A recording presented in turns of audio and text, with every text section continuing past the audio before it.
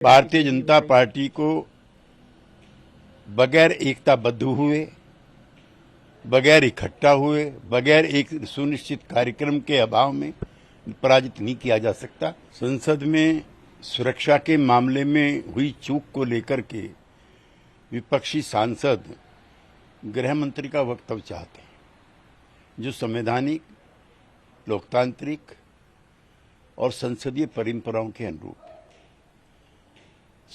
इतने ऊंचे पैमाने पर आजाद भारत में कभी सांसदों का निष्कासन नहीं हुआ। हम इसकी घोर निंदा करते हैं। ये तानाशाही से भरा हुआ फैसला है।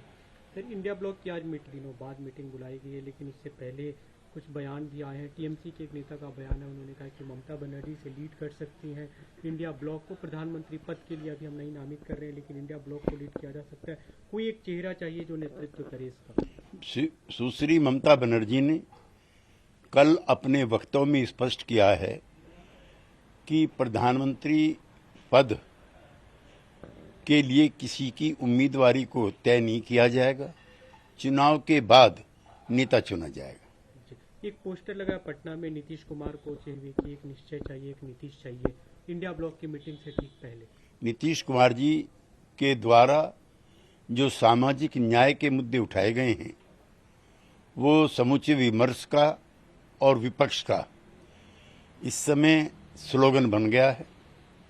लिहाजा उसी निश्चय को दोहराने के लिए इस प्रकार के पोस्टर के जरिए पार्टी के कार्यकर्ता प्रचार और प्रसार कर रहे हैं।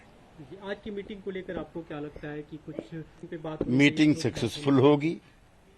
सभी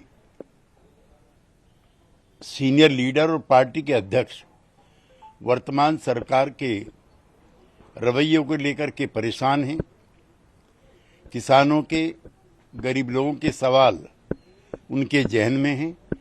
लिहाजा इस बैठक के नतीजे सकारात्मक निकलेंगे। आपने कल एक बात कही, हालांकि एक चैनल पे भी, या तो अभी मिल लो या जेल जाकर मिलोगे, तो आपको लगता है कि अभी समय है? ये मेरा पुराना अनुभव है। जब हम इंदिरा जी के खिलाफ संघर्षरत थे, जयप्रकाश जी के नेतृत्व में, चौधरी चरण सिंह के एकता प्रयास के बावजूद भी एकता नहीं हो पा रही थी। आपातकाल लगा, हम जेल में गए और तुरंत एकता हो गई। ये मेरा पुराना अनुभव।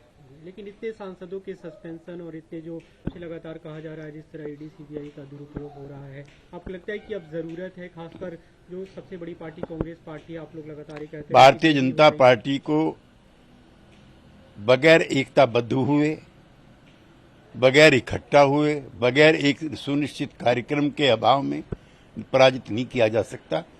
वो बहुत ही मजबूत पार्टी हो चुकी है। दिल्ली के मुख्यमंत्री अरविंद केजरीवाल को ईडी किया फिर से एक बार दिल्ली शराब घोटाला मामले में, आप कैसे देखते हैं? मुख्यमंत्री अरविंद केजरीवाल जी के पास ना तो कोई विभाग है, ना उनके किसी ऐसे कागज पर दस्तक हैं जिससे उनकी इन्वॉल्वमेंट या संलग्नता जाहिर होती हो। ये चुनाव से पहले राजनीतिक दलों को, खासतौर से विपक्षी दलों को डराने की और डरा करके चुप करने की जो योजना है, उसका हिस्सा है। सर, एक अंतिम सवाल, आरएसएस के इधर गार्ड के उनका नागपुर में एक बयान है, उन्होंने कहा कि जो कास्ट सेंसस जारी किया जा रहा है, ये इनइक्वलिटी को प्रसारित करता है और इसका कहीं ना कहीं गलत ही संदेश जाएगा समाज में। मोहन भागवत जो संघ प्रमुख हैं, वो स्वयं स्वीकार कर चुके हैं कि भारतीय समाज में जातिगत विषमता है, भेदभाव है, आरक्षण लागू रहना चाहिए। फिर उनके किसी एक संगठन के सदस्य के द्वारा दिया गया वक्तव्य विरोधाभासी है।